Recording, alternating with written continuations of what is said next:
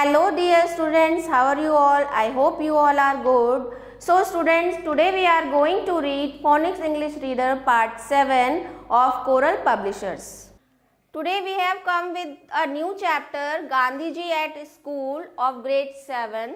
So now let's start the chapter. So everybody know about Gandhiji? Yes, we call him Bapu.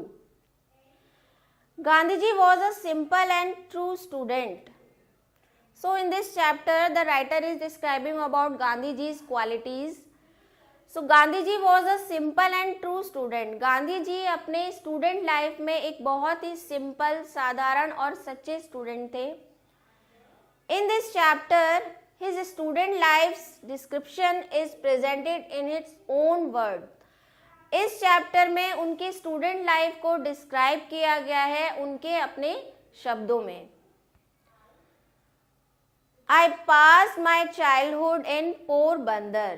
तो गांधी जी अपने बारे में, अपनी student life के बारे में बता रहे हैं. तो गांधी जी कह रहे हैं कि I passed my childhood in Porbandar. तो मैंने अपना जो बचपन है वो पोरबंदर में बिताया, व्यतीत किया. I recollect having been put to school. It was with some difficulty that I got through the multiplication tables. फिर मैं स्कूल जाने लगा, मुझे स्कूल भेजा गया. लेकिन जब मैं स्कूल जाता था तो मैंने फील किया कि मुझे कुछ डिफ़िकल्टी होती है मल्टीप्लिकेशन टेबल्स में. जो मल्टीप्लिकेशन टेबल्स होती है उनको समझने में मुझे डिफ़िकल्टी होती है. The fact that I recollect nothing more of those days than having learnt in company with other boys. The fact that I recollect, और जो मुझे फैक्ट पता चला, nothing more, कुछ ज़्यादा नहीं मुझे पता चला of those days than having learnt in company with other boys. थोड़ा बहुत मुझे सीखने को मिला और जो दूसरे जो मेरे साथी थे क्लास में उनकी कंपनी में सीखने के लिए मिला. To call out the teacher all kinds of name would strongly suggest that my intellect must have been sluggish and my memory was wrong. तो अक्सर मुझे, जब मैं स्कूल जाता था, स्कूल डेज में अक्सर मेरे को बोला जाता था और मुझे ये सजेस्ट किया जाता था कि मेरी जो समझने की क्षमता है वो काफ़ी स्लो है. स्लगिश का मतलब होता है बहुत ही स्लो लर्नर. तो बहुत ज़्यादा जो मेरी लर्निंग कैपेसिटी है वो बहुत ज़्यादा स्लो थी, ऐसा कहा जाता था मेरे टीचरों के द्वारा और जो मेरे साथ लोग थे उनके द्वारा. I must have been about 7 when my father left Porbandar for Rajkot to become a member of the Rajasthani court. मैं लगभग 7 वर्ष का रहा हूँगा जब मेरे पिताजी ने पोरबंदर को मतलब छोड़ दिया, हम वहाँ से निकल गए और वो राजकोट के निकल गए. To become a member of Rajasthani court. Rajasthani court का मेंबर बनने के लिए मेरे फादर ने पोरबंदर को लेफ्ट कर दिया. There I was put into a primary school. और वहाँ पर मुझे राजकोट में एक प्राइमरी स्कूल में डाला गया. And I can well recollect those days. और मैं अच्छी तरह से उन दिनों को याद कर सकता हूँ, उनकी यादें ताज़ा कर सकता हूँ. Including the names and other particulars of the teachers who taught me. मतलब वो जो मेरे चाइल्डहुड की यादें हैं. There I was put into a primary school. वहाँ पर मुझे एक प्राइमरी स्कूल में डाला गया. And I can well recollect those days including the names and other particulars of the teachers who taught me. और मुझे जो अपने प्राइमरी स्कूल की यादें हैं वो इतनी आज तक याद हैं, बल्कि जो टीचर्स मुझे पढ़ाया करते थे उनका नाम भी मुझे आज तक याद है. As at Porbandar, so here there is hardly anything to note about my studies. तो जैसा पोरबंदर में था तो मेरी स्टडीज़ के बारे में नोट करने लायक कुछ भी नहीं था। I could only have been a mediocre student, मतलब मैं एक बीच का स्टूडेंट था, ना ज़्यादा पढ़ने में बहुत ज़्यादा ब्राइट था और ना ज़्यादा ही स्लो लर्नर था। From this school I went to the suburban school and thence to the high school. उसके बाद उस स्कूल से मैं सबर्बन स्कूल गया and thence to the high school, और उसके बाद मुझे हाई स्कूल में भेजा गया, मैं हाई स्कूल में गया। हैविंग ऑलरेडी रीच्ड माई 12th ईयर, अब क्योंकि मैं अपने 12वें साल तक पहुंच चुका था, 12 साल का हो चुका था। I do not remember having ever told a lie, और मुझे याद नहीं आता कि शायद मैंने अपनी लाइफ में कभी भी झूठ बोला हो। During this short period either to my teacher और टू माई स्कूल मेट्स, और मुझे याद नहीं आता कि इतने वर्षों में कभी भी मैंने अपने क्लासमेट्स के साथ या अपने टीचर्स के साथ कभी भी झूठ बोला हो। I used to be very shy and avoided all company, क्योंकि मैं नेचर से बहुत ही शाय था और मैं ज़्यादा लोगों के साथ रहना मुझे पसंद नहीं था। My books and my lessons were my sole companions, क्योंकि जो मेरी किताबें थी और जो मेरे लेसन्स थे वो मेरे सच्चे मित्र थे। मेरे को किताबों के साथ ही रहना पसंद था, मुझे ज़्यादा लोगों के बीच में रहना पसंद नहीं था। To be at school at the stroke of the hour and to run back home as soon as the school closed was my daily habit। तो स्कूल ख़त्म होने के बाद, क्योंकि मुझे किताबों के साथ रहना बहुत पसंद था, तो स्कूल ख़त्म होते ही, जैसे ही स्कूल ख़त्म होता था, मैं अपने घर में पहुंच जाता था और मैं अपनी किताबों के साथ लग जाता था, क्योंकि वो मेरी डेली हैबिट थी। मुझे किताबों के साथ रहना बहुत पसंद था। I literally ran back because I could not bear to talk to anybody. I was even afraid lest anyone should poke fun at me. तो मैं मुझे स्कूल में जाना ज़्यादा पसंद नहीं था, मैं किताबों के साथ ही रहना ज़्यादा पसंद करता था और मुझे किसी का साथ भी पसंद नहीं था, ना किसी से बात करना पसंद था, क्योंकि मुझे ऐसा लगता था कि शायद कोई मेरे को पोक करेगा, छेड़ेगा या मेरा मजाक बनाएगा। There is an incident which occurred at the examination during my first year at the high school। तभी एक घटना होती है at the examination during my first year at the high school, जब मेरे हाई स्कूल का पहला साल था, तो तभी की ये घटना है। and which is worth recording, और जो याद करने योग्य है। Mister Giles the educational inspector, एक एजुकेशनल इंस्पेक्टर हुआ करते थे जिनका नाम था mister Giles, had come on a visit of inspection. तो जब बोर्ड के एग्ज़ाम होते हैं, हाई स्कूल के एग्ज़ाम होते हैं, तो एजुकेशनल इंस्पेक्टर आते हैं, तो वो इंस्पेक्शन के लिए वहाँ पर आते हैं। He had set us 5 words to write as a spelling exercise. तो उन्होंने 5 वर्ड्स एज अ डिक्टेशन, जैसे हमें डिक्टेशन बोलते हैं, तो उन्होंने 5 वर्ड स्पेल किए और बोला कि उनको लिखो, उनको लिखने के लिए बोला। One of the words was cattle. तो जो वर्ड उन्होंने रिसाइट किए थे उनमें से एक जो वर्ड था वो था cattle. I had miss spelled it, और मैंने उसको मिस स्पेल्ड किया था, मतलब सही से उसको स्पेल नहीं किया था।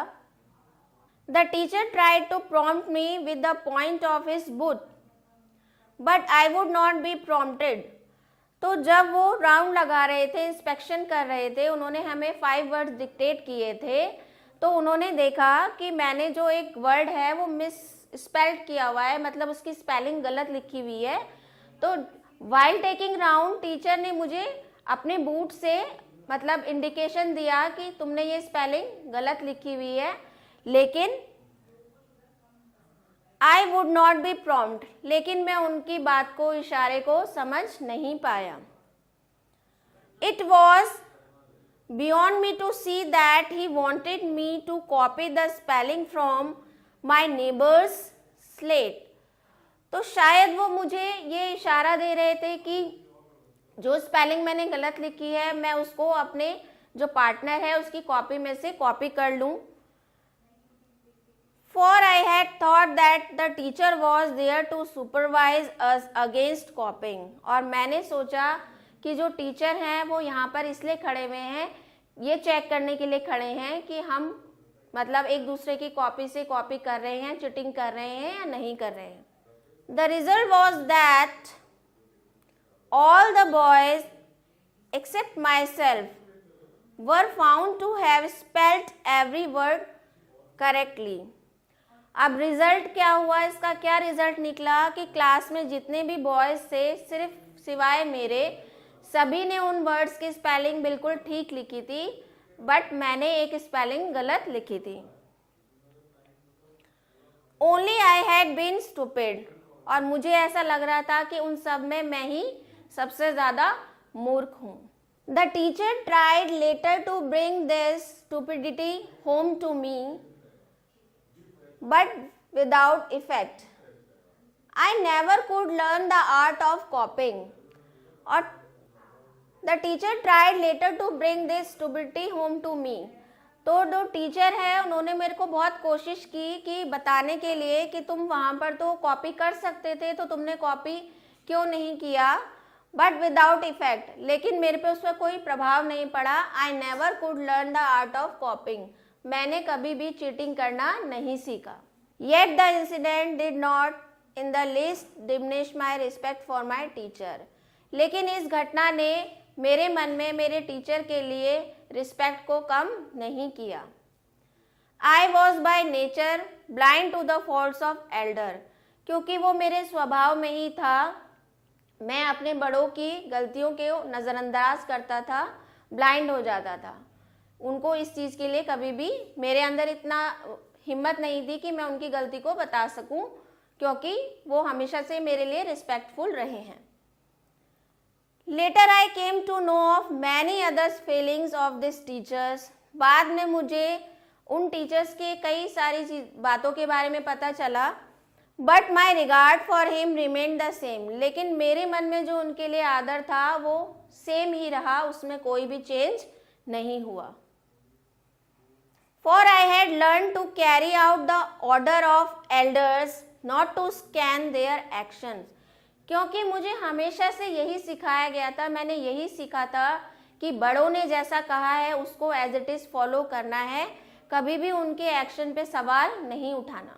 2 other incidents belonging to the same period have always clung to my memory. ऐसी ही 2 घटनाएं भी मेरे दिमाग को कचोटती हैं. उसी पीरियड के दौरान ऐसी 2 घटनाएं हुई जो मेरे माइंड को क्लिक करती हैं. As a rule I had distaste for any reading beyond my school books. मैंने कभी भी I had distaste for any reading beyond my school books. कभी भी मैंने स्कूल बुक्स जो थी उनके जो रीडिंग है उसको डिस्टेस्ट नहीं किया था, मतलब मेरा उनका मेरे पे इतना ज़्यादा प्रभाव नहीं था. The daily lessons had to be done. लेकिन जो डेली लेसन मुझे स्कूल से दिया जाते थे वो करने ज़रूरी थे, वो मैं उनको पूरा करता था. Because I disliked being taken to task by my teacher as much as I dislike deceiving him. बजाय उसके मुझे जो टास्क मिलता था मुझे वो करना पसंद नहीं था, लेकिन फिर भी मैं जो डेली वर्क मुझे मिलता था वो पूरा करता था, क्योंकि मैं नहीं चाहता था कि जो मेरी टीचर ने मेरे को ऑर्डर दिया है मैं उसकी अवहेलना करूं, जो उन्होंने मुझसे कहा है मैं उसको ना करूं. Therefore I would do the lessons. इसीलिए मैं जो लेसन्स थे वो उनको करता था, but often without my mind in them. लेकिन कभी भी उनमें अपना दिमाग नहीं लगाता था, बिना इंटरेस्ट के करता था. बस यही सोच के करता था कि टीचर ने बोला है और वो मुझको करना है. Thus, when even the lessons could not be done properly, there was of course no question of any extra reading. Thus, when even the lessons could not be done properly, और इसी वजह से जो lessons थे कई बार जो work थे वो properly नहीं हो पाता था.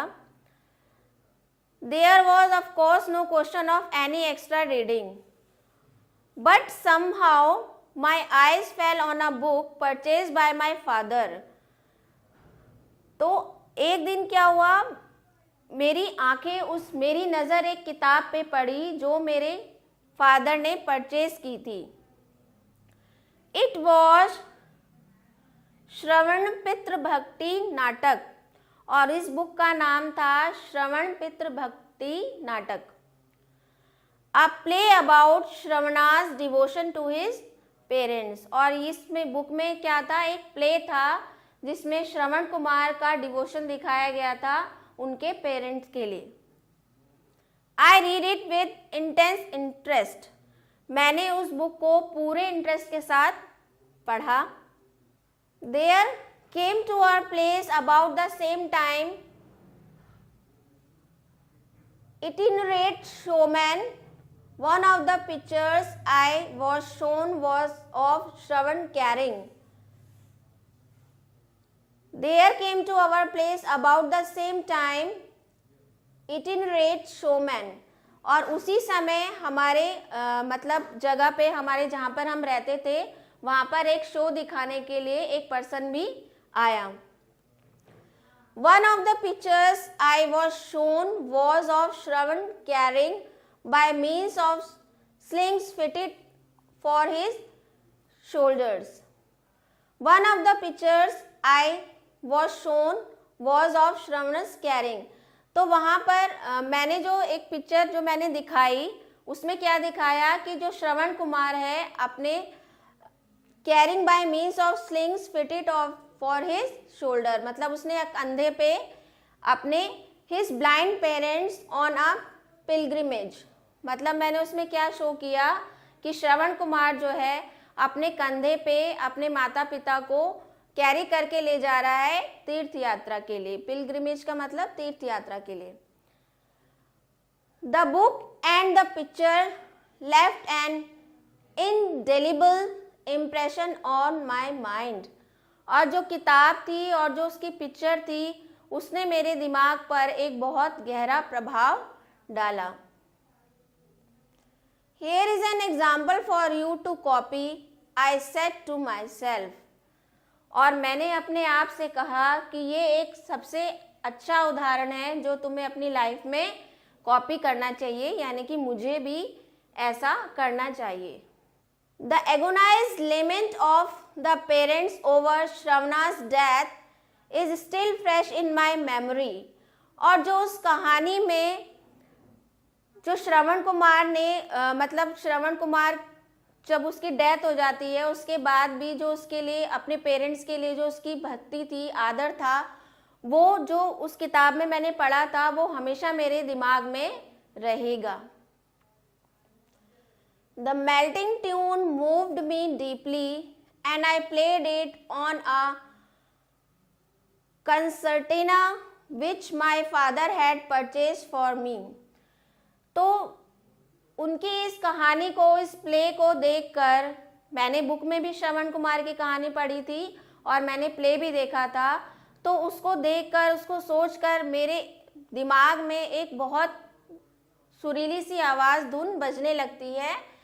And I played it on a concertina with my father had purchased for me. तो मैं अक्सर उसको ट्यून को प्ले करता था.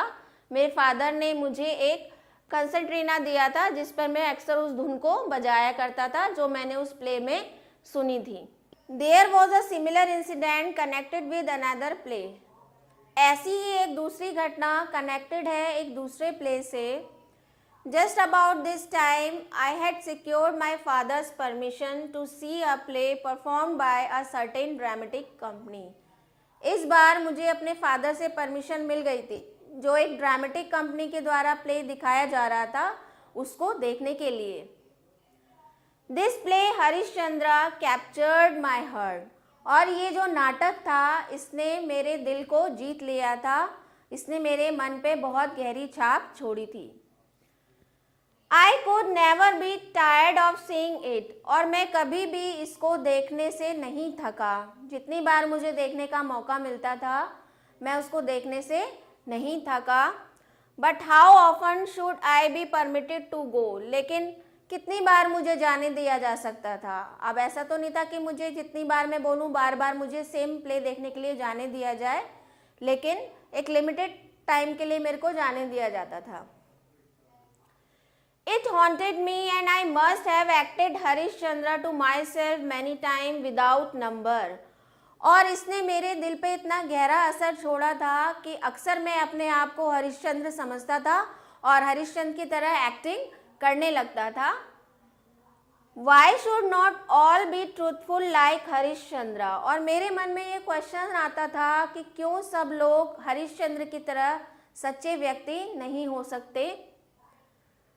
Was the question I asked myself day and night, और यही क्वेश्चन मैं अपने आप से पूछता रहता था दिन और रात। यही क्वेश्चन मेरे माइंड में आते रहते थे। To follow truth and to go through all the orders Harishchandra went through was the one ideal it inspired in me, क्योंकि सच को to follow ट्रूथ को फॉलो, सच को फॉलो करने के लिए, जैसे हरिश्चंद्र की कहानी में हरिश्चंद्र को कई मुसीबतों का सामना करना पड़ता है लेकिन फिर भी वो सच्चाई का साथ नहीं छोड़ते, तो इस चीज़ ने मुझे बहुत ज़्यादा इंस्पायर किया था। I literally believed in the story of Harishchandra, और मैं सच में बिलीव करता था हरिश्चंद्र की इस कहानी पे कि हमें हमेशा सत्य पे कायम रहना चाहिए। The thought of it all often made me weep, तो ये विचार जो था मेरे मन में जब भी आता था तो मेरे को रोने पे विवश कर देता था कि सच का साथ देने के लिए हरिश्चंद्र को अपनी लाइफ में कितनी मुसीबतों का सामना करना पड़ा था। तो जब भी मैं इसके बारे में सोचता था तो मुझे रोना आ जाता था। My common sense tells me today that Harishchandra and Shravana are living realities for me, और मेरी जो कॉमन सेंस थी वो मुझे अक्सर ये कहा करती थी कि आजकल के जीवन में, आजकल की लाइफ में हरिश्चंद्र और श्रवण जो है वो रियल पर्सन थे मेरे लिए, जिनको मैं मानता था।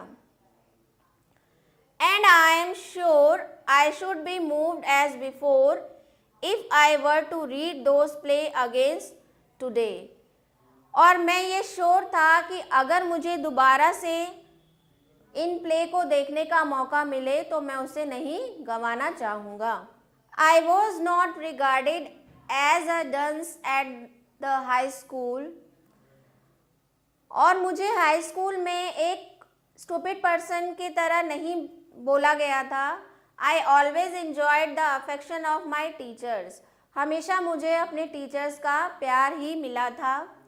Certificates of progress and character used to be sent to the parents every year, और मेरी जो प्रोग्रेस के सर्टिफिकेट्स थे और कैरेक्टर के सर्टिफिकेट्स थे वो हमेशा मेरे पेरेंट्स के पास भेजे जाया करते थे हर साल। I never had a bad certificate, और कभी भी मुझे लाइफ में एक बैड सर्टिफिकेट नहीं मिला। In fact, I even won prizes after I passed out of the second standard, और बल्कि मुझे प्राइज़ भी मिला जब मैं अपने सेकेंड स्टैंडर्ड से पास आउट हुआ तो मुझे वहाँ पे प्राइज़ भी मिला। In the 5th and 6th I obtained scholarships of ₹4 and 10 respectively, और जब मैं 5th और 6th स्टैंडर्ड में आया तो मुझे स्कूल की तरफ से स्कॉलरशिप भी मिली, और जो स्कॉलरशिप थी वो 4 और 10 रुपीज़ की थी। An achievement for which I have to thank good luck more than my merit. An achievement for which I have to thank good luck, और जो ये मेरे अचीवमेंट थे इनके लिए मैं थैंक करना चाहूँगा अपने गुड लक के लिए, देन माई मेरिट, अपनी योग्यता के बजाय मैं अपने लक को थैंक करना चाहूँगा। For the scholarships were not open to all, क्योंकि उस समय में स्कॉलरशिप्स जो थी वो सभी के लिए ओपन नहीं थी, हर किसी को स्कॉलरशिप नहीं दी जाती थी, but reserve for the best boys amongst those coming from the Sorath division of Kathiawad. क्योंकि उस समय पे जो स्कॉलरशिप थी वो रिजर्व की गई थी, जो बेस्ट बॉयज़ होते थे जो सोरठ डिवीज़न से आते थे, काठियावाड़ के सोरठ डिवीज़न से जो बेस्ट बॉयज़ आते थे, तो उस समय स्कॉलरशिप सिर्फ उन्हीं के लिए रिजर्व हुआ करती थी।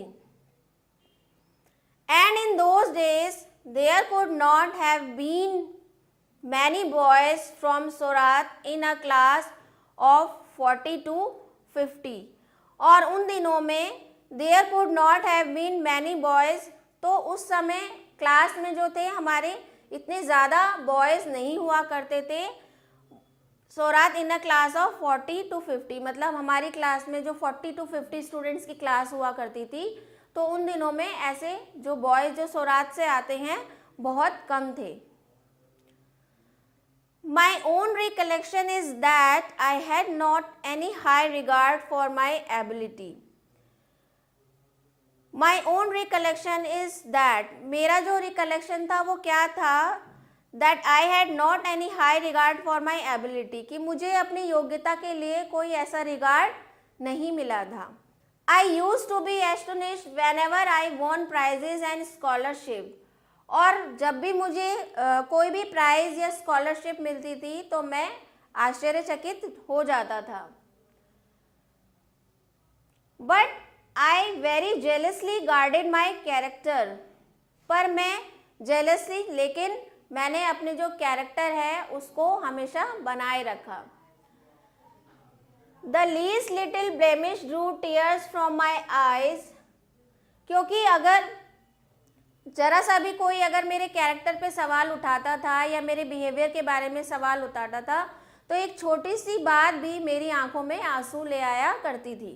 When I merited or seemed to the teacher to merit a rebuke, it was unbearable for me.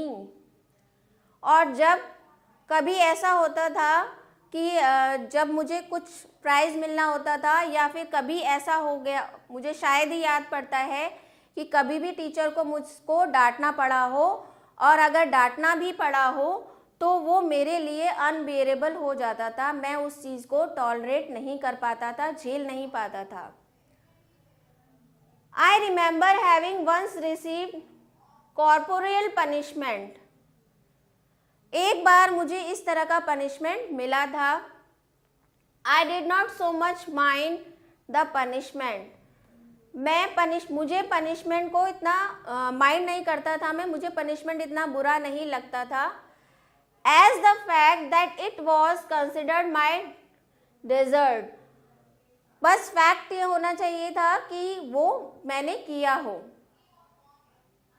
I wept पिटियसली, और मैं बहुत दयनीय दशा में, मतलब दया के भाव में रोता था। कभी भी अगर, वैसे तो कोई घटना ऐसी घटित नहीं हुई थी, लेकिन कभी भी मुझे अगर टीचर से किसी बात को लेकर डांट खानी पड़ती थी तो मेरी आंखों में आंसू आ जाया करते थे। That was when I was in the first और second standard. There was another such incident during the time, ऐसा ही एक इंसिडेंट हुआ था जब मैं फर्स्ट या सेकेंड स्टैंडर्ड में रहा हूँगा। When I was in the 7th standard, there was another such incident during the time when I was in 7th standard. ऐसा ही एक इंसिडेंट था जब मुझे डांट खानी पड़ी थी, जब मैं फर्स्ट या सेकेंड स्टैंडर्ड में रहा हूँगा या 7th स्टैंडर्ड में था। Dorab ji Edul ji Gimi was the head master then, तो उस समय जब मैं 7th स्टैंडर्ड में था, Dorab ji Edul ji Gimi was the head master, तो उस समय हेड मास्टर हुआ करते थे। He was popular among boys as he was disciplinarian, a man of method and a good teacher, और वो लोगों में बहुत ज़्यादा लोकप्रिय थे क्योंकि वो बहुत ज़्यादा डिसिप्लिन थे और एक अच्छे टीचर थे, तो लड़कों में बहुत ज़्यादा वो पॉपुलर थे। He had made gymnastics and cricket compulsory for boys of the upper standards। और उन्होंने क्या किया था, उन्होंने क्रिकेट और जिम्नास्टिक जो है कंपलसरी कर दिया था। जितनी भी हमारे स्कूल में अपर क्लासेस थी उनके लिए कंपलसरी कर दिया था। आई डिसलाइक बोथ, लेकिन मुझे वो दोनों ही पसंद नहीं थे, ना मुझे क्रिकेट पसंद था ना मुझे जिम्नास्टिक पसंद थी।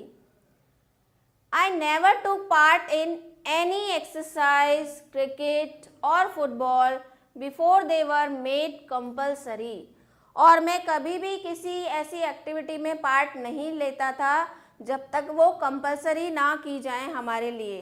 कोई भी ऐसी एक्सरसाइज, कोई भी क्रिकेट या फुटबॉल में पार्टिसिपेट नहीं करता था। My shyness was one of the reason for this aloofness।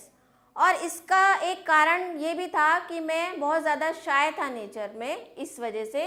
Which I now see was wrong, और जो कि मुझे अब लगता है कि वो बहुत ज़्यादा रॉन्ग था। जो मेरा शाय नेचर था वो बहुत ज़्यादा रॉन्ग था। I then had the false notions that gymnastics had nothing to do with education. क्योंकि मैंने अपने दिमाग में ये धारणा बना रखी थी कि जो जिम्नास्टिक्स होते हैं वो एजुकेशन में कुछ नहीं कर पाते हैं। जो खेलने वाले पर्सन हैं वो पढ़ाई में अच्छे नहीं होते हैं। Today I know that physical training should have as much place in the curriculum as mental training. लेकिन आज मैं ये जानता हूँ कि फिजिकल एजुकेशन, फिजिकल ट्रेनिंग जो होती है उसका भी उतना ही जगह है, उसकी भी उतनी प्लेस है जितनी कि मेंटल ट्रेनिंग। जितना पढ़ाई हमारे लिए ज़रूरी है उतना ही फिजिकली फिट रहना भी हमारे लिए ज़रूरी है। I may mention however that I was none the worse for abstaining from exercise. और मैं ये बताना भी चाहूँगा कि मैं इन एक्सरसाइज में सबसे ज़्यादा बुरा रहा हूँगा। ये जितनी भी एक्टिविटीज़ थी इनमें मेरा परफॉर्मेंस सबसे बुरा रहा होगा। That was because I had read in books about the benefits of long walks in the open air, and having liked the advice, I had formed a habit of taking walk, which has still remained with me। So जितनी भी ये training थी उनमें मैं बहुत ज़्यादा खराब रहा था। That was because I had read in books, क्योंकि मैंने किताबों में यही पढ़ा था about the benefit of long walks, कि हम जब लॉन्ग वॉक पे जाते हैं तो मैंने वॉकिंग के बेनिफिट्स के बारे में ही किताबों में पढ़ा था कि खुली हवा में वॉक करने से क्या बेनिफिट होते हैं। और मुझे वही एडवाइस को क्योंकि मैं लाइक करता था, तो वो जो मेरा रूटीन है मॉर्निंग वॉक का वो आज भी कायम है। These walks gave me a fairly hardy constitution। और यही मेरी जो वॉक्स हैं, यही मेरी जो लंबे लंबे पैर रखने की वॉकिंग की हैबिट है, इसी ने मुझे एक फेयरली हार्डी कॉन्स्टिट्यूशन का निर्माण करने में, जो हमारा संविधान है उसको बनाने में सहयोग किया। The reason for my dislike for gymnastics was my keen desire to serve as nurse to my father. और सबसे बड़ा कारण जिम्नास्टिक को नापसंद करने का ये भी था कि I was keen my desire to serve as nurse to my father, क्योंकि मैं अपने फादर की सेवा करना चाहता था as a nurse. As soon as the school close I would hurry home and begin serving him. क्योंकि जैसे ही मेरा स्कूल ख़त्म होता था, बंद होता था, मैं जल्दी जल्दी आता था और उनकी सेवा करता था। Compulsory exercise came directly in the way of this service. और जो कंपल्सरी एक्सरसाइजेस थी वो इसी सर्विस के दौरान आ जाती थी, मेरी मतलब एक्सरसाइज हो जाती थी। I requested mister Gimi to extend me from my gymnastic so that I might be free to serve my father. अब जो मेरे टीचर थे गिमी, जो हमें ये गेम्स वगैरह कराते थे, तो मैंने उनको बोला कि मुझे जो ये जिम्नास्टिक है इससे बाहर मतलब कर दें, इस गेम से बाहर कर दें, जिससे कि मैं फ्री हो जाऊं घर पे अपने फादर की सेवा करने के लिए। But he would not listen to me, लेकिन वो कभी भी मेरी बात को नहीं सुनते थे। Now it so happened that one Saturday when we had school in the morning, अब अचानक एक दिन क्या होता है, एक शनिवार के दिन, when we had school in the morning, हमारा स्कूल था मॉर्निंग में, I had to go from home to the school for gymnastic at 4 o'clock in the afternoon, और मुझे घर से स्कूल जाना था जिम्नास्टिक के लिए 4 बजे, दोपहर के 4 बजे मुझे जाना था। I had no watch and the clouds deceived me, क्योंकि उस समय मेरे पास कोई घड़ी भी नहीं हुआ करती थी, और क्योंकि उस दिन बादल छाए हुए थे तो मुझे थोड़ा सा समय का पता लगाने में कष्ट हुआ, मुझे पता नहीं चल पाया समय का। Before I reached the school, all the boys had left. इससे पहले कि मैं स्कूल पहुंच पाता, सारे जो लड़के थे वो जा चुके थे। The next day, Mr. Gimme examined the roll, found me marked absent. अगले दिन जो मेरे टीचर थे उन्होंने अटेंडेंस लगाई तो उन्होंने देखा कि मैं एब्सेंट था। Being asked the reason for absence, I told him what had happened. तो जब मेरे से एब्सेंट होने का कारण पूछा गया तो मैंने उनको बताया कि एक्चुअल में क्या हुआ था। He refused to believe me and ordered me to pay a fine of 1 or 2 annas. तो उन्होंने रिफ्यूज़ कर दिया, उनको मेरी बात पे विश्वास नहीं हुआ और उन्होंने ऑर्डर करा कि तुमको अब फ़ाइन देना पड़ेगा, क्योंकि कल तुम एब्सेंट थे तो इसलिए तुम्हें फ़ाइन देना पड़ेगा 1 और 2 अन्नास, 1 या 2 अन्ना आपको फ़ाइन देने पड़ेंगे। I was convicted of lying that deeply pained me. अब क्योंकि मैं कभी भी झूठ नहीं बोलता था और जब टीचर ने मेरे से कहा कि मैं तुम्हारी बात का बिलीव नहीं करता हूँ, तो मुझे इस चीज़ का बहुत मुझे गहरा आघात लगा, मतलब बहुत मुझे कष्ट हुआ कि जब टीचर ने ऐसा बोला। How was I to prove my innocence, तो मैं ये सोचने लगा कि किस तरह से मैं कि मैं मासूम हूँ, मैंने कोई गलत काम नहीं किया है, इसको मैं कैसे प्रूव कर सकता हूँ। देयर वॉज नो वे, कोई रास्ता नहीं था। आई क्राइड इन डीप एंगेश, और मैं गहरे खेद में पहुंच गया, गहरे दुख में पहुंच गया, क्योंकि मेरे पास अपने आप को प्रूफ करने का कोई रास्ता नहीं था, कि अपनी सच्चाई प्रूफ करने का कोई रास्ता नहीं था। I saw that a man of truth must also be a man of care. I saw that a man of truth must also be a man of care. तो मैंने देखा कि जो एक सच्चाई पे चलने वाला इंसान होता है उसको एक केयर करने वाला इंसान भी होना चाहिए।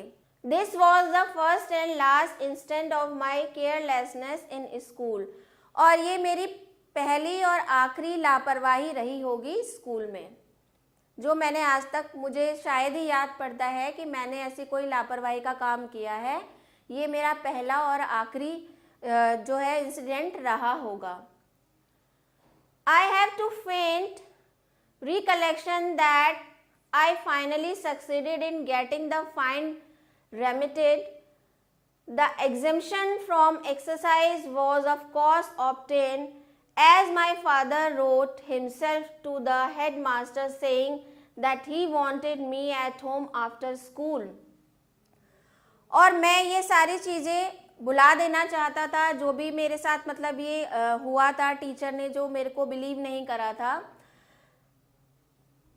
As my father wrote himself to the master saying that he wanted me at home after school, तो फिर मेरे फादर ने मेरे टीचर के लिए एक लेटर लिखा और उसमें लिखा कि वो चाहते हैं कि वो स्कूल के बाद उनसे आकर मिलें। But though I was none the worse of having neglected exercise, I am still paying the penalty of neglect. अब क्योंकि I was none the worse, क्योंकि मैंने कुछ ऐसा काम नहीं किया था जिसके लिए मुझे दोष लगाया जा रहा था, तो I am still paying the penalty of neglect, और मैं इसके लिए अभी भी पेनल्टी मतलब इसका खामियाजा मुझे अभी भी भुगतना पड़ रहा है। I do not know whence I got the notion that good handwriting was not a necessary part of education, और मैं ये भी नहीं जानता था कि अच्छी हैंडराइटिंग नेसेसरी है एक अच्छी एजुकेशन के लिए।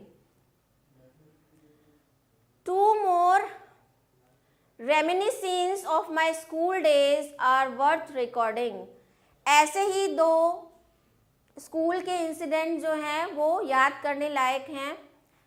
I had lost 1 year because of my marriage and the teacher wanted me to make good the loss by skipping the class.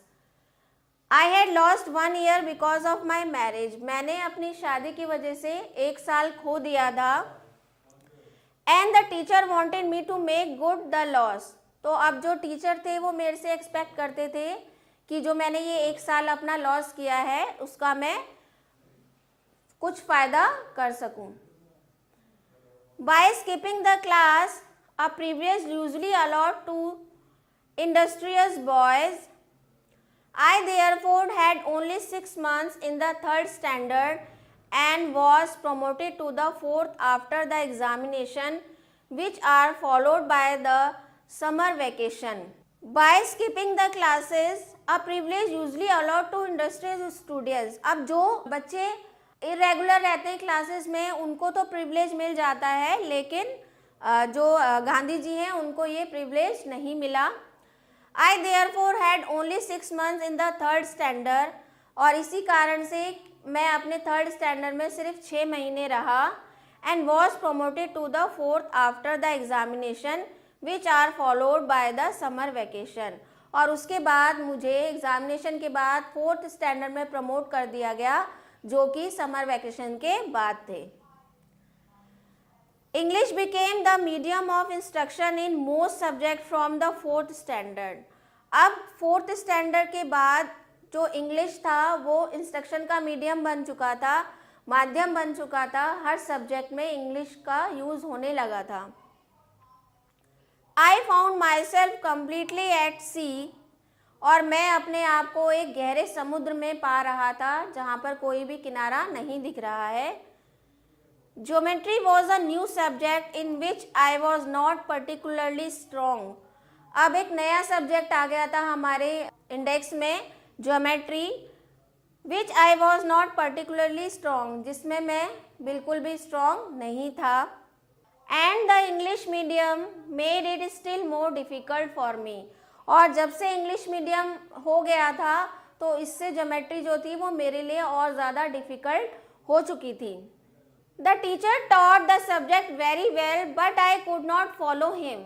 अब जो टीचर थी वो सब्जेक्ट को, हालांकि टीचर जो थी सब्जेक्ट बहुत अच्छे से पढ़ाया करती थी, लेकिन I could not follow him, मैं उनको प्रॉपरली फॉलो नहीं कर पाता था। Often I would lose heart and think of going back to the 3rd standard. और अक्सर मैं अपना धैर्य खो देता था और सोचता था कि इससे तो अच्छा है कि मैं वापस से 3rd स्टैंडर्ड में चला जाऊं। Feeling that the packing of 2 year studies into a single year was too ambitious. और ये सोचते हुए कि 2 साल की पढ़ाई 1 साल में करने से अच्छा है कि मैं 3rd स्टैंडर्ड में चला जाऊं। But this would discredit not only me but the teacher also. लेकिन इसका जो खामियाजा है वो मेरे को तो भुगतना पड़ता बट टीचर को भी भुगतना पड़ता। Because counting on my industry he had recommended my promotion. क्योंकि उन्होंने ही मेरा प्रमोशन 3rd से 4th स्टैंडर्ड में रिकमेंड किया था, उन्होंने ही सुझाव दिया था 3rd से 4th स्टैंडर्ड में प्रमोट करने के लिए। So the fear of the double discredit kept me at my post. तो ये डबल डिस्क्रेडिट, क्योंकि दोनों का नुकसान था इसमें, तो मैं शांत रहा, मैंने कुछ भी रिएक्ट नहीं किया. When however with much effort I reached the 13th proposition of Euclid, the utter simplicity of the subject was suddenly revealed to me. फिर मैंने हालांकि मैंने बहुत सारे एफर्ट किए. I reached the 13th proposition, मैं 13वें प्रोपोजिशन पे पहुंच गया. यूक्लिड के 13वें प्रोपोजिशन पे मैं पहुंच गया. मैंने थोड़े एफर्ट्स दिखाए. The utter simplicity of the subject was suddenly revealed to me. और धीरे धीरे जब मैंने कंटिन्यूसली एफर्ट्स किए तो मुझे पता चला कि दिखने में जितना हार्ड एंड टफ ये सब्जेक्ट लगता है वो उतना रियल में नहीं है. A subject that only required a pure and simple use of one's reasoning powers could not be difficult. क्योंकि ये जो सब्जेक्ट था वो क्या चाहता था, सिर्फ pure and simple use of one's reasoning. इसमें मोस्टली सिंपल यूज होता था रीजनिंग का. Powers could not be difficult, जो कि इतनी ज़्यादा डिफिकल्ट नहीं हो सकती थी. Ever since that time geometry has been both easy and interesting for me. और धीरे धीरे उस समय के बाद जो ज्योमेट्री थी वो मेरे लिए बहुत ईजी और इंटरेस्टिंग हो गई थी. संस्कृत हाउएवर प्रूव्ड अ हार्डर टास्क. लेकिन संस्कृत जो थी वो अभी भी मेरे लिए एक हार्ड टास्क बनी हुई थी.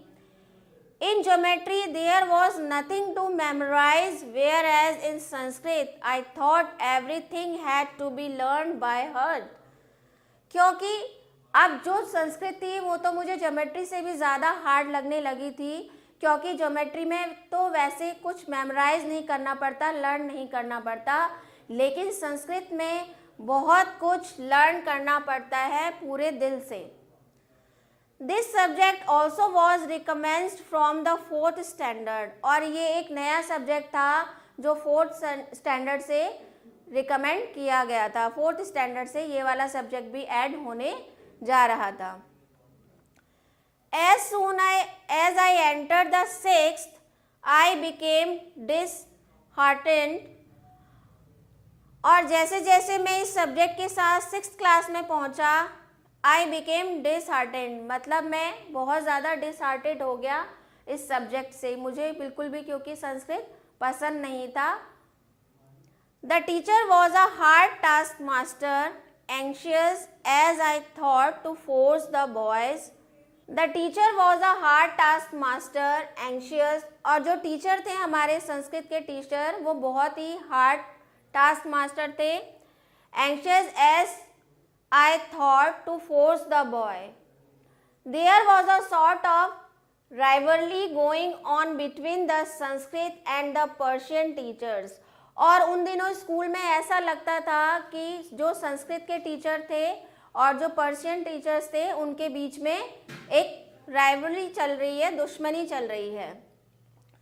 The Persian teacher was lenient. The boy used to talk among themselves that Persian was very easy and the Persian teacher very good and considerate to the student.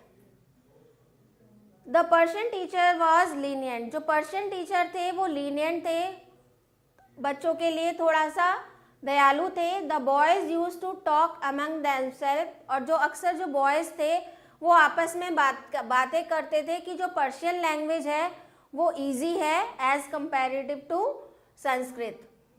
The Persian teacher very good and considerate to the students. और ऐसा बात करते थे boys की जो Persian teacher हैं वो बहुत अच्छे हैं और बहुत ही ज़्यादा अच्छे स्वभाव से बात करते हैं बच्चों से.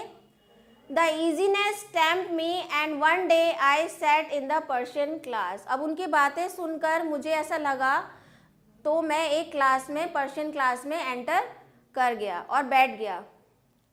The Sanskrit teacher was grieved. अब जो संस्कृत के टीचर थे उस वजह से वो उनको दुख पहुंचा. He called me to his side and said. उन्होंने मुझे अपने पास बुलाया और कहा how can you forget that you are the son of a Vaishnav father, तुम ये कैसे भूल सकते हो कि तुम एक वैष्णव फादर के बेटे हो। Won't you learn the language of your own religion, क्या तुम्हें अपने धर्म की लैंग्वेज नहीं सीखनी चाहिए। If you have any difficulty why not come to me, अगर तुम्हें संस्कृत समझने में कोई डिफिकल्टी होती है तो तुम मेरे पास क्यों नहीं आए। I want to teach you student Sanskrit to the best of my ability, और मैं तुम्हें संस्कृत जो है अपने बेस्ट एबिलिटी से पढ़ाता अगर तुम मेरे पास आते। As you proceed further you will find it in things of absorbing interest, और जैसे जैसे तुम आगे आगे बढ़ते जाते धीरे धीरे तो तुम्हें उसमें इंटरेस्ट आने लगता। You should not lose heart, तुम्हें अपना मन छोटा नहीं करना चाहिए। Come and sit again in the Sanskrit class, आओ और दोबारा से संस्कृत क्लास में बैठो। This kindness put me to shame, और उनकी इस काइंडनेस ने मुझे शर्मिंदा कर दिया। I could not disregard my teachers affection, मैं अपने टीचर का जो प्यार है उसका निरादर नहीं कर सकता। Today I can not but think with gratitude of Krishna Shankar Pandya, today I can not but think with gratitude of Krishna Shankar Pandya, और मैं ऐसा आज भी नहीं कर सकता but think with gratitude of Krishna Shankar Pandya, और उनके बारे में जब भी मैं सोचता हूँ, जो उनके संस्कृत टीचर थे उनका नाम था कृष्ण शंकर पांड्या, तो मेरे लिए उनके लिए आदर का भाव ही आता है। For if I had not acquired the little Sanskrit that I learn then I should have found it difficult to take any interest in our sacred book, और अगर उस समय मैं थोड़ी बहुत उस संस्कृत का ज्ञान नहीं लेता तो मैं अपने जो हमारी धार्मिक पुस्तकें हैं उनमें भी मैं इंटरेस्ट नहीं ले पाता। In fact, I deeply regret that I was not able to acquire a more thorough knowledge of the language. लेकिन मुझे इसका रिग्रेट रहता है कि मैंने इस सब्जेक्ट का एक थॉरो नॉलेज तो नहीं लिया, लेकिन अपने टीचर की वजह से थोड़ा बहुत मुझे संस्कृत का ज्ञान हो गया। Because I have since realized every Hindu boy and girl should possess sound Sanskrit learning. क्योंकि मुझे आज ये रियलाइज़ होता है कि हर एक हिंदू बॉय और गर्ल को संस्कृत लैंग्वेज का ज्ञान होना चाहिए। It is now my opinion that in all Indian curricula of higher education there should be a place for Hindi, Sanskrit, Persian, Arabic and English besides of courses of vernacular. It is now my opinion, तो अब गांधी जी कहते हैं कि अब मेरी सोच है कि जो इंडियन करिकुलम है, जो पढ़ाई है, उसमें सारी जितनी भी हायर एजुकेशन है उसमें स्थान होना चाहिए सारी लैंग्वेजेस के लिए, Hindi, Sanskrit, Persian, Arabic and English besides of course the vernacular. मतलब जो भी हमारी राष्ट्रीय भाषाएं हैं, हमारे देश में जितनी भी भाषाएं बोली जाती है एक पर्टिकुलर एरिया में, उन सभी भाषाओं को स्थान मिलना चाहिए। This big list need not frighten any more, और ये जो बड़ी लिस्ट है भाषाएं, जो हमारे देश में इतनी भाषाएं बोली जाती हैं, इनसे बिल्कुल भी डरना नहीं चाहिए। If our education were more systematic and the boys free from the burden of having to learn their subject through a foreign medium, I am sure learning all this languages would not be an irksome task. If our education were more systematic, तो अब गांधी जी आगे conclude करते हैं कि अगर हमारा education system है उसको थोड़ा सिस्टमैटिक बनाया जाए तो इन सारी लैंग्वेजेस को लर्न करना, और जो एजुकेशन से सारे सब्जेक्ट का बर्डन जो हम इंग्लिश मीडियम में सारे प्रिफर करते हैं, अगर उस चीज़ को हटा दिया जाए तो इन सारी लैंग्वेजेस को लर्न करना या जानना कोई हार्ड एंड टास्क नहीं रहेगा, बट अ परफेक्ट प्लेजर, बल्कि एक अच्छा, एक आनंद देने वाली चीज़ होगी। A scientific knowledge of one language makes knowledge of other languages comparatively easy. A scientific knowledge of one language, अगर हमें किसी भी लैंग्वेज की साइंटिफिक नॉलेज होती है तो वो हमारी नॉलेज को अदर लैंग्वेजेस के लिए और बढ़ा देता है और इन्हेंस कर देता है। तो ये था आपका चैप्टर बच्चों। आइए अब कुछ वोकैब्स डिस्कस कर लेते हैं। स्लगिश, स्लगिश का मीन होता है slow moving. Suburban, suburban is the residential area surrounding the city, मतलब शहर के चारों तरफ जो रेजिडेंशियल एरिया होता है उसको सबर्बन बोलते हैं। Itinerant, travelling here and there. Dunce means a stupid person. Corporal, pertaining to the body.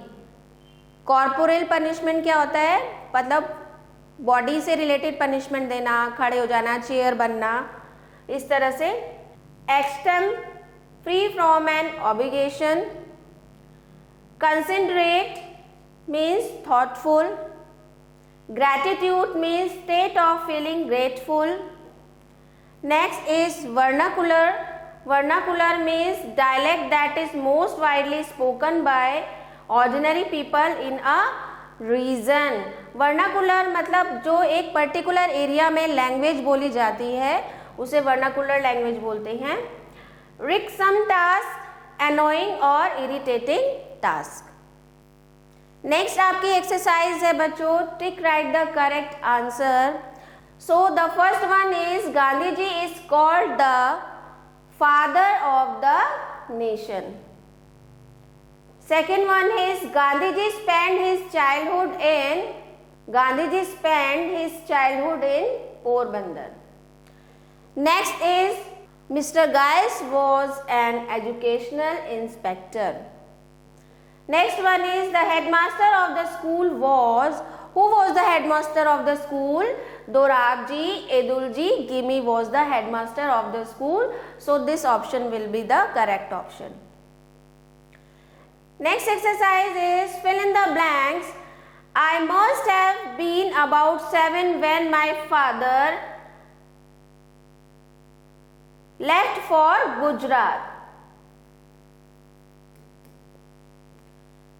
Next one, I could not write correctly the word. So Gandhi ji बताते हैं कि he could not write correctly the word cattle. I literally believe in the story of, उनको हरिश्चंद्र जी की story पे वो believe करते थे, तो यहां पर आ जाएगा Harishchandra. Next, was a new subject, तो कौन सा उनके लिए न्यू सब्जेक्ट था? Geometry. Geometry was a new subject. Next one is this put me to shame, मतलब जो उनके सर की काइंडनेस, दयालुता से उनको क्या हुई, शर्मिंदगी महसूस हुई थी, तो यहाँ पर आएगा this kindness. This kindness put me to shame. Next exercise is write T for true and F for false statement. Gandhiji was very shy and avoided all company.